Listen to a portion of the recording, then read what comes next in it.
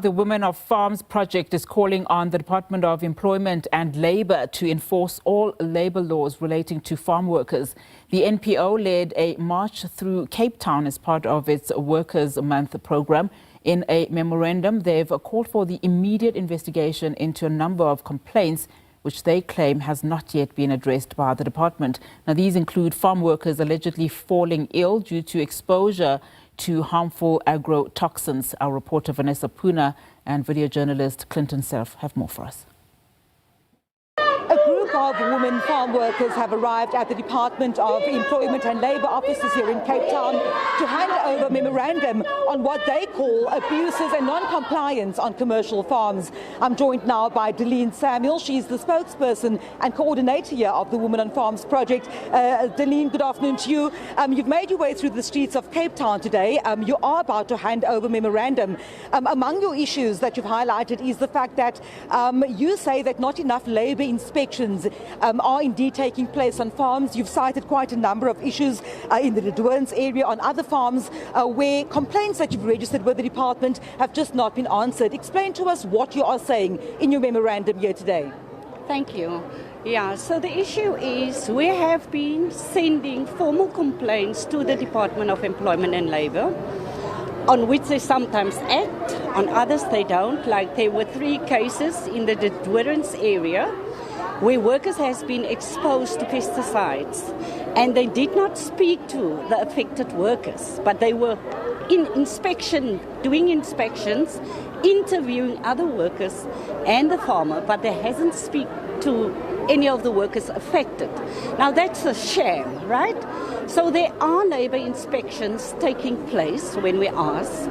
It's the quality of these labour inspections that we are worried about.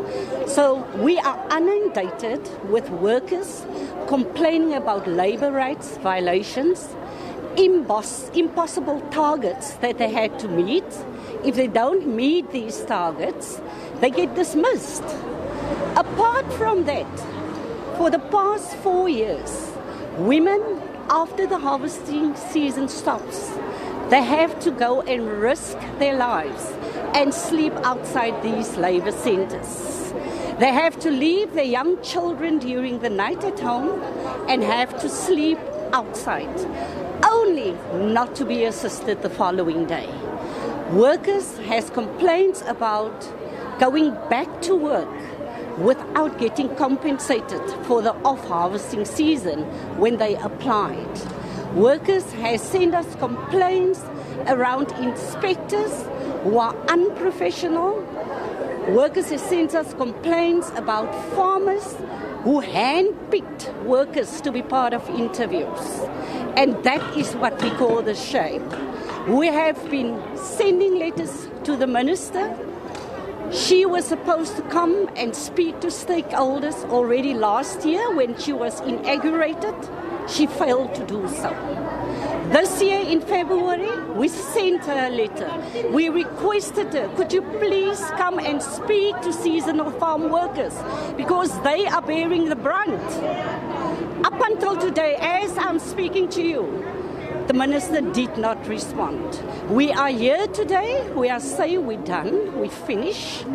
You will get the political will to take on these challenges. Your memorandum lists the 9 points. You've also given a date by which the department should respond. Yeah, so there are several dates. By the 20th May, we are appealing to the minister to come and meet with stakeholders so that she can become aware, if she's not aware, which is very rare, to see what is happening on these farms. The Department of Employment are now going to employ more people. We hope that's going to work. We're going to monitor them. Every day we've got women activists on the ground. They go to these labour centres. They record what is happening. So this is lived experience. It's not something that we thumbsuck. And we will continue to hold them accountable. We're going to see what's going to happen to the 1,750 new inspectors. But there's also another issue. And the issue is the fact that people are not always properly trained to handle these investigations. Some of the officials doesn't have empathy for the fact that someone has been sleeping outside for the whole night. People collapse in these queues. And so the minister need to get her house in order. Like Tulas, 2 years ago, he admitted as the minister, their house is not in order. 2 years ago, we're still sitting with the same thing.